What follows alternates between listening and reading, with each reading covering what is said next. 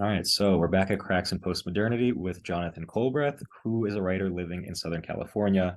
He has a degree in liberal arts from Thomas Aquinas College and in philosophy from Leuven in Belgium, and also works as a church musician. So, first of all, Jonathan, thanks for coming on. Thanks for having me. Glad to be here. Yeah, and I want to acknowledge our mutual friend Urban Hannon, who kind of hooked us up. He appeared on the podcast twice. I think it was like last September, but he really urged me to reach out to you, and finally we're doing this. So, shout out to Urban. Yeah, definitely. So yeah, the reason why the main thing I wanted to talk about with you, you recently had this piece in First Things about Andrew Tate, and it seems like as of recently, more and more Christian slash conservative traditionalist writers are coming out critiquing Tate and the kind of outlandish ideas he has. So I'm just interested for you, like what prompted you to write this piece? What was it that inspired you to write it now at this point? Yeah. Well, at the same time, as you say, I mean, the reason you say that, a lot of conservative and traditionalist types have been starting to come out with critiques of Andrew Tate is, I think, because for some reason people have noticed some right wing figures have actually started coming out in support of him. He's started to get more of a presence on the right, for one reason or another. And he's always, for a while, he's been gaining popularity with young men, especially teenage men. I used to be a teacher, and I remember hearing his name a lot among my students. Boys in high school, and so he's had an influence for a long time on young men who are very online for whatever reason. But recently, his influence has been noticed by people on the right, and who have taken him as kind of a symbol of a few different things. Masculinity, that's been his big thing for a while. It's kind of like a masculinity guru, and they've been attracted to him because of his rhetoric against things like feminist ideology, and woke ideology, in different ways. And now he's also become very much a symbol of free speech. He's seen as very much a victim of cancel culture. He's been banned from social media a few times, and now, of course, he's under house arrest for charges of human trafficking out in Romania, where he's been living for some time now. And that was so the main impetus, I guess, for my article was the interview that he recently had with Tucker Carlson. Tucker Carlson actually flew out to Romania. It surprised me that I guess Tate is that worth it enough to fly all the way out there to interview him in his house, where he's been stuck for some time. So that really was the main trigger, I guess, for the article. Tucker Carlson is somebody who I listen to or watch occasionally, and sometimes I like what he has to say, but then he goes and interviews somebody like Andrew Tate or one of these other figures from the online manosphere who shares similar ideas, and that always sort of annoys me a little bit when that happens. So that was why I wanted to write the article. But there's I'm also just concerned about his influence among young men. I'm a pretty young millennial myself, and so I'm close to a lot of the guys in the generation who would be influenced. I know a few of them anyway, personally, who are aware of Andrew Tate and curious about him, and not just him, but a lot of other figures as well who have made an appeal to that particular demographic. And so I'm concerned about his influence, especially among Christians on the right, who are in a way my people, and that would be the main reason for me writing the article, I'd say.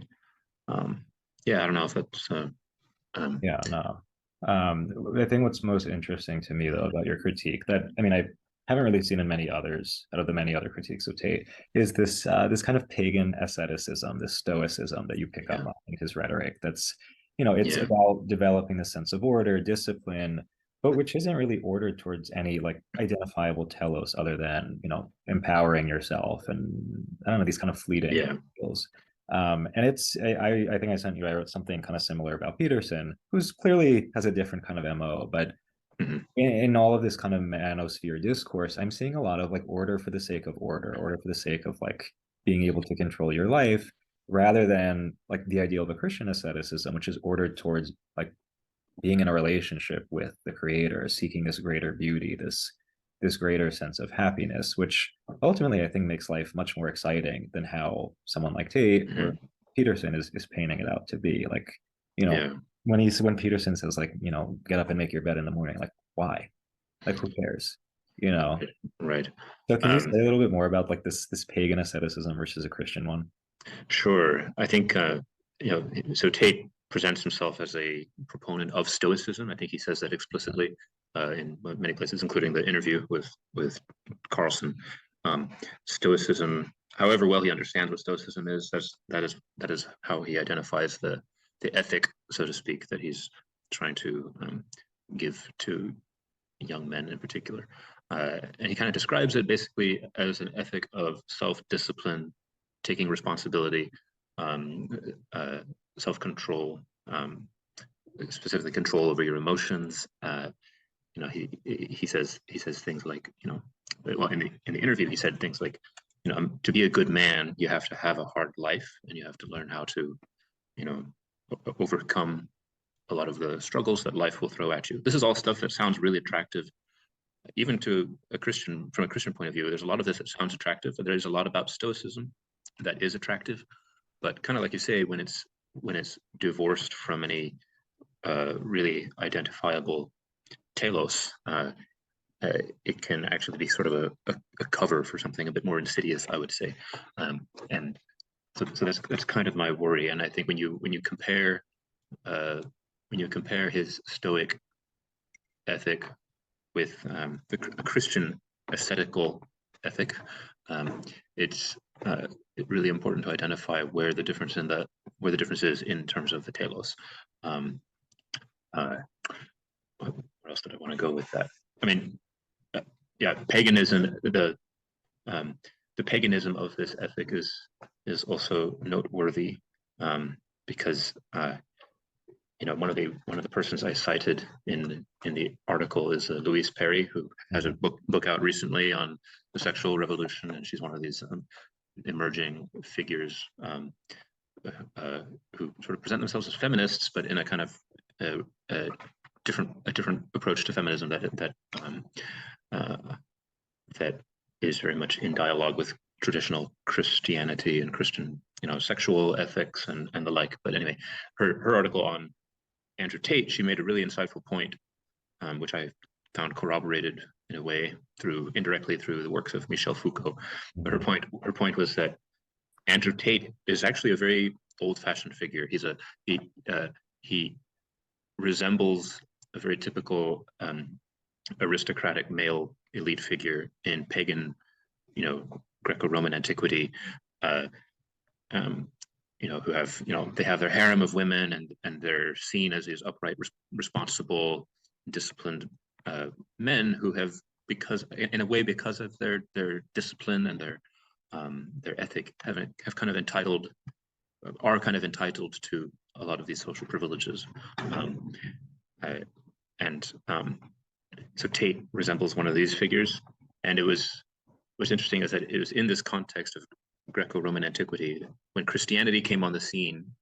It was really perceived as a challenge to this sort of ethic and this way of life, particularly a challenge to men, um, in that context.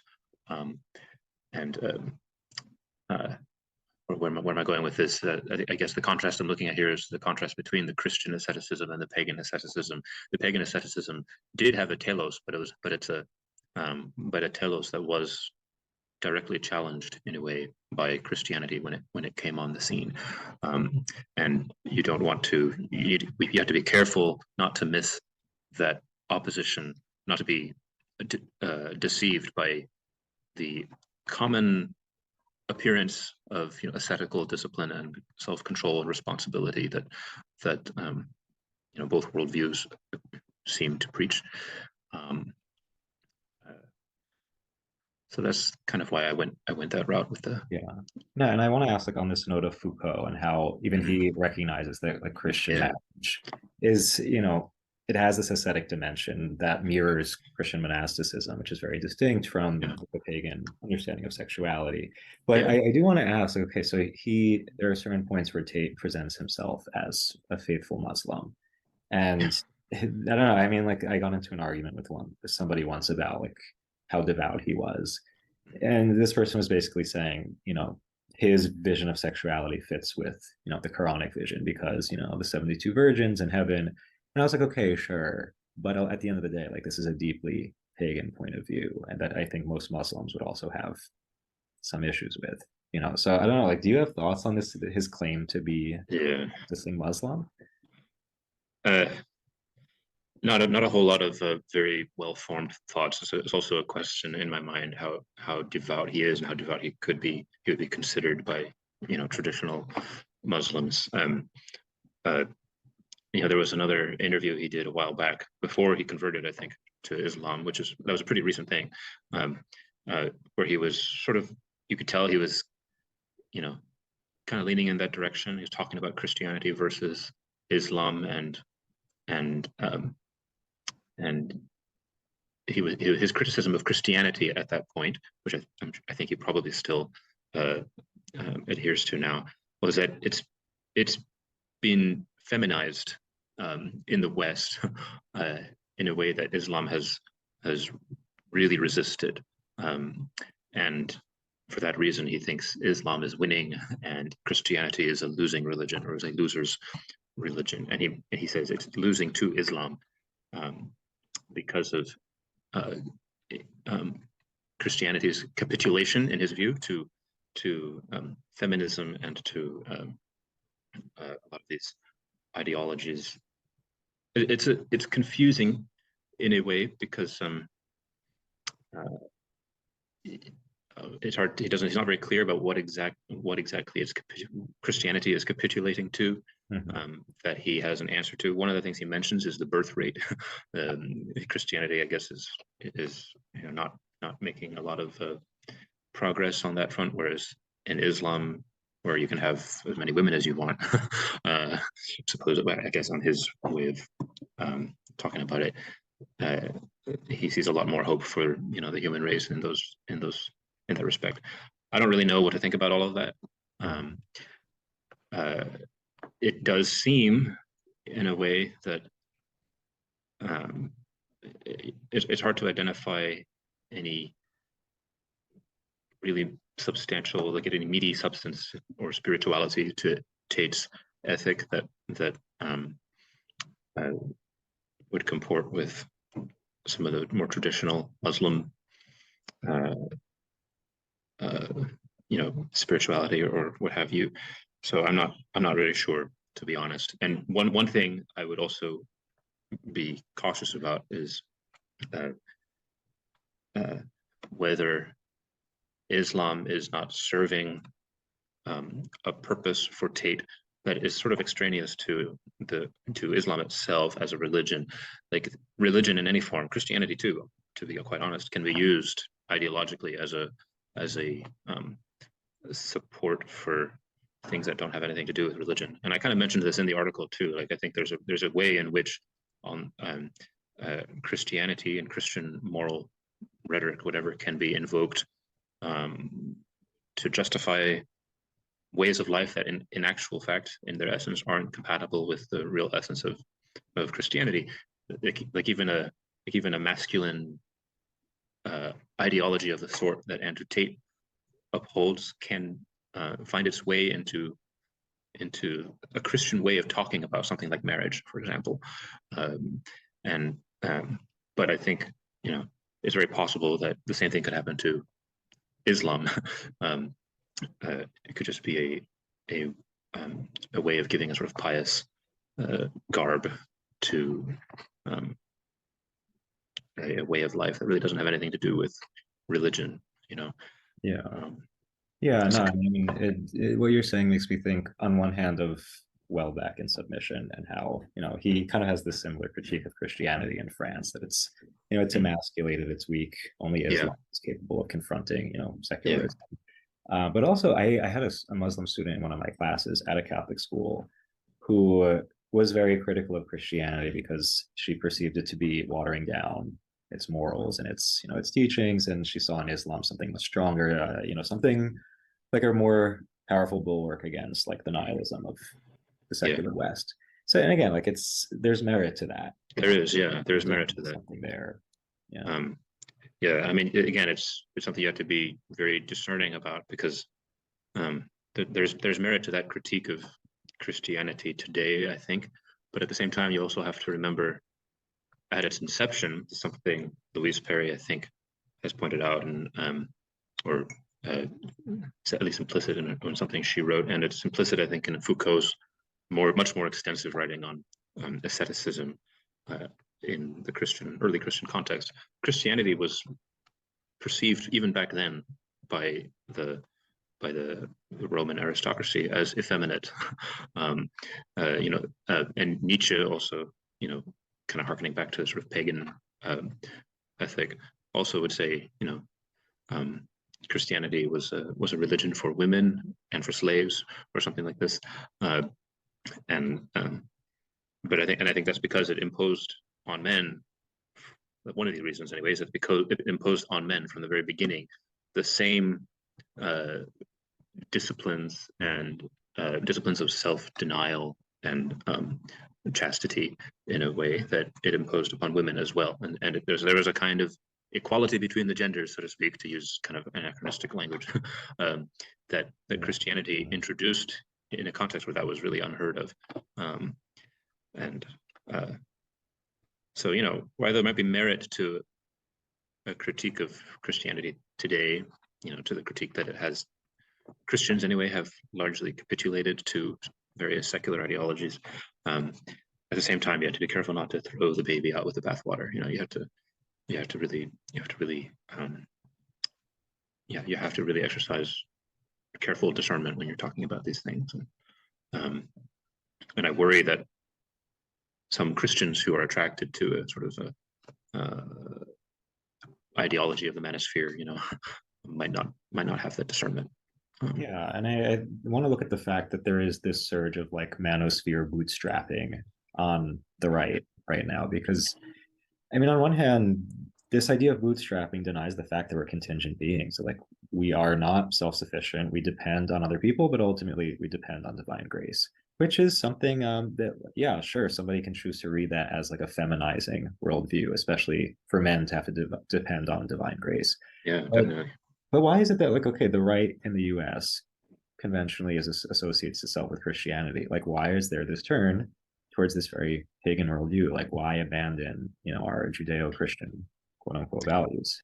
Yeah, that's a good question. I mean, I'm sure I'd have to think a lot more about what are the sort of various social causes going into that identification.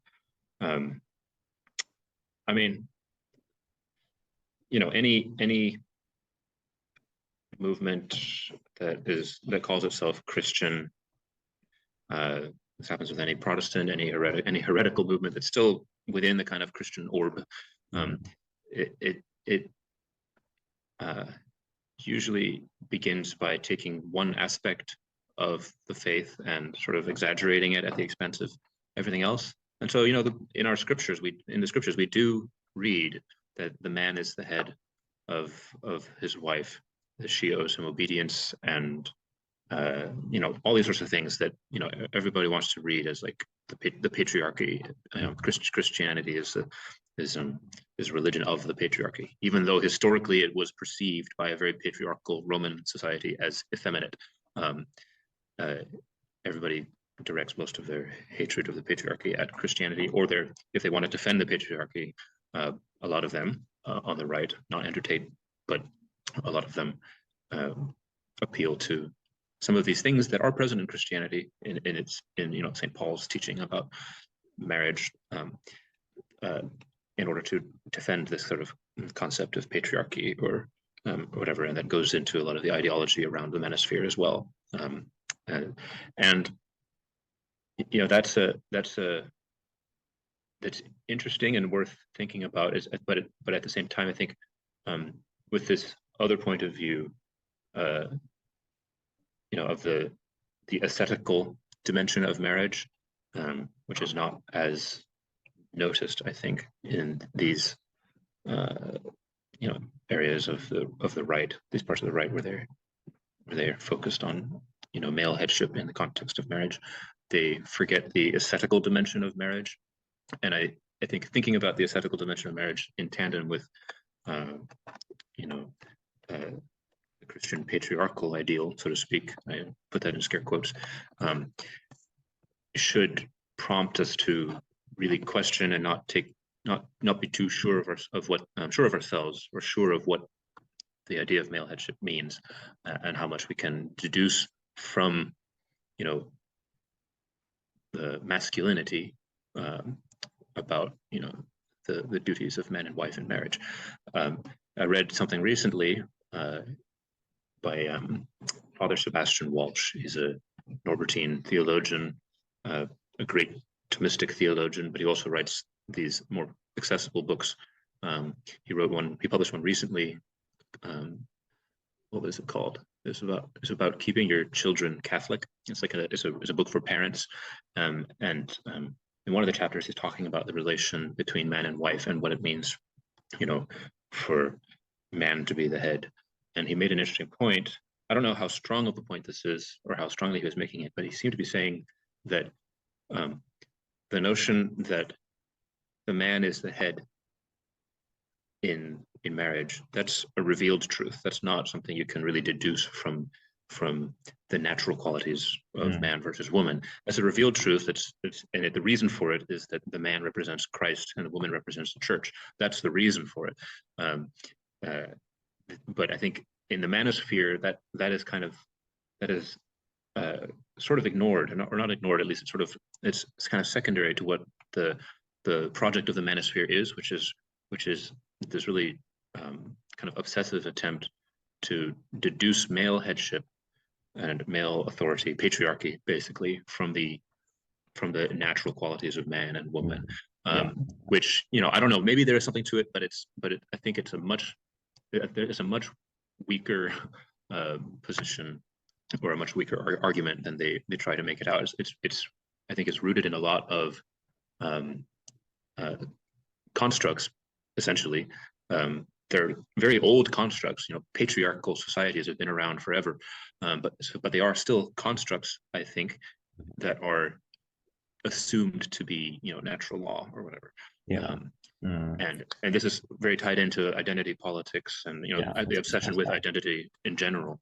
I'd like to we ought to be really careful about the degree to which we make male and female into these metaphysically absolute identities from which you can deduce all these things about um, you know I don't know, the relations of man and woman. You can say a lot about the relations of man and woman based on the truths we know from our faith, from Revelation and the revelation of Christ as the bridegroom of the church. Um, um, but um, but that's a sacramental truth that is kind of pushed to the side by a lot of this, uh, manosphere identitarian discourse. Um, Yeah, no, I was going to bring up. I mean, this is one of the things you've written in your other articles about this self-referential construct of identity. That it's really a matter of who I say I am, what I like, what my temperament is, rather than being in relationship with the one who created me, like living in this kind of this dialogic kind of structure. And what I find missing from this whole manosphere thing is like there isn't a sense of masculinity as fatherhood, as this calling to generate life, to give the way that God the Father gives.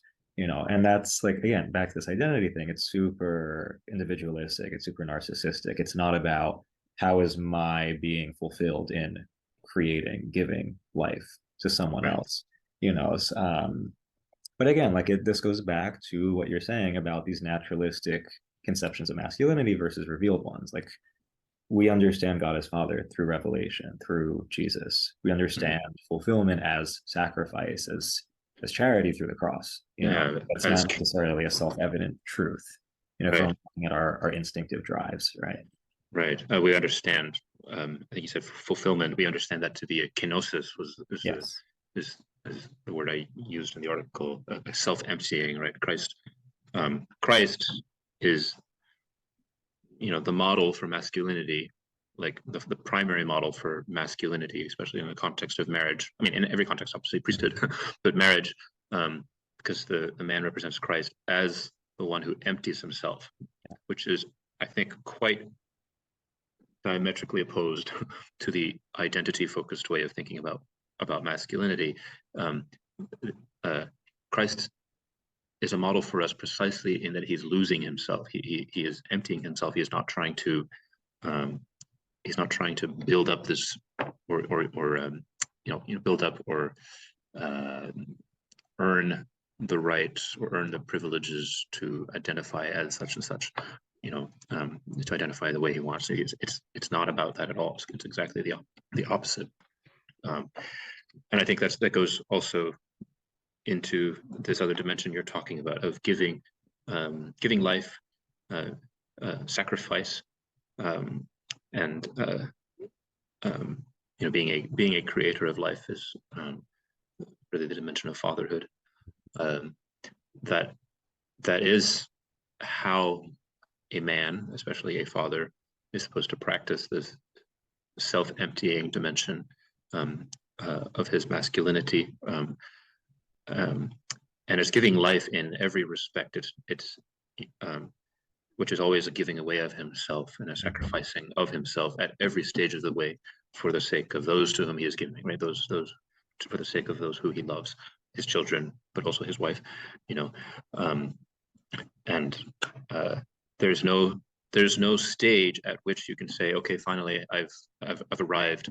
I've arrived at a sense of self where I can finally permit myself to indulge in a little bit of my ego because I've earned the right after having sacrificed everything, right? Like that's not sacrifice. That's why it's kind of a false asceticism. You're in the false asceticism, the pagan asceticism, you sacrifice for the sake of your ego ultimately. But in Christianity, it doesn't stop. There is no point at which self-denial, self-giving, and emptying stops. Right. Yeah.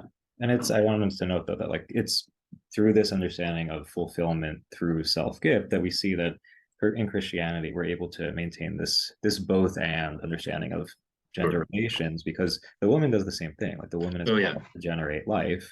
So we have this equal dignity, but of course, like it comes in these distinct modes. Like gender is not totally obliterated, but it's also this like totally hierarchical power dynamic. Right. I think that's exactly right. I mean, even in the church, I think this used to confuse me. Why sometimes we say the church is the bride of Christ, and other times we say the church is the body of Christ. So like sometimes they're distinguished, sometimes they're identified somehow, and I think that is actually a really important symbol, more than a symbol, but an important symbol when you're talking about gender relations too. Like it's always a reciprocal and mutual act of self-giving, but like mutually unconditional in an ideal relationship. It's like reciprocity of self-giving or self-emptying love is a kind of interesting, kind of paradoxical thing because for love to be unconditional, you don't demand reciprocity. You don't demand return. You're not doing it for the sake of the reciprocation, right? Christ's love for us is unconditional because he preserves he grants to us our freedom not to reciprocate, which he loves us anyway, but he is inviting us nonetheless to enter into the same kind of dynamic with him, and with everybody in our lives as well. I wanted to ask though, like kind of bigger picture question about the figure of Tate himself, though, because Sure. I mean, these are things like I touched on in the piece I wrote for American Spectator.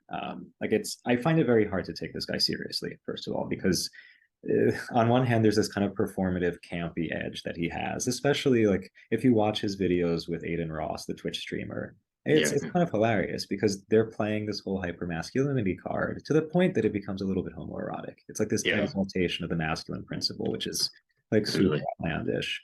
But then Yeah. on like I guess a darker note, I do have to ask, like, has this guy risen to fame because certain powers that be want to stigmatize anybody who talks about masculinity as something distinct or as something positive? Because I Mm. don't know. I mean, I at least I'm just starting to observe that people who do say, okay, yeah, there is a gender binary, being a man is different from a woman. It's Oh becoming yeah. easy to pigeonhole someone and be like, oh, so are you like Andrew Tate? Then are you promoting like men Oh being yeah. like women? So like, Oh I yeah. definitely think certain elites have interest in promoting someone like that so that it's easier to condemn anyone who speaks on anything like tangentially, Mhm. anything similar in that way. I don't know Yeah. what do you make of this guy? Like, can you take him seriously? I don't know. That's a great question and a great hypothesis Yes. about how he is being used in a way by the elite. So like I guess how he is indirectly serving the the ideology that he claims to oppose, which is increasingly, uh, I don't know, transhumanistic in a way, transgender ideology and the stuff that wants to deny differences that are real differences. Um, uh, yeah, I think it shows how the opposite ends of the identity politics spectrum really feed each other. Um, in this case, possibly in a very deliberate way. Maybe I don't know. Um, but whether to take him seriously, I think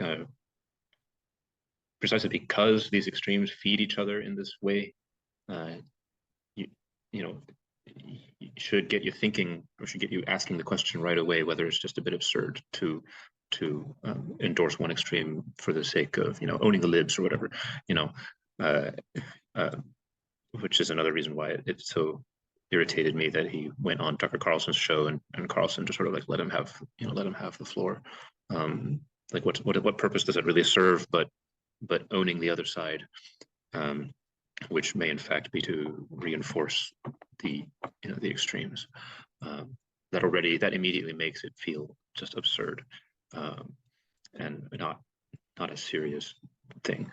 Um, uh, but yeah, the other dimension that you mentioned, the sort of weird homoerotic dimension of the manosphere. That's you notice this elsewhere too, not just in Andrew Tate's, but like there's the whole sphere of the internet that revolves around the Bronze Age pervert, and these types, which are often almost explicitly homoerotic and basically admit to being that, but as a it's weird. It's like as a stance of opposition to the woke ideology that promotes things like LGBT uh, ideology.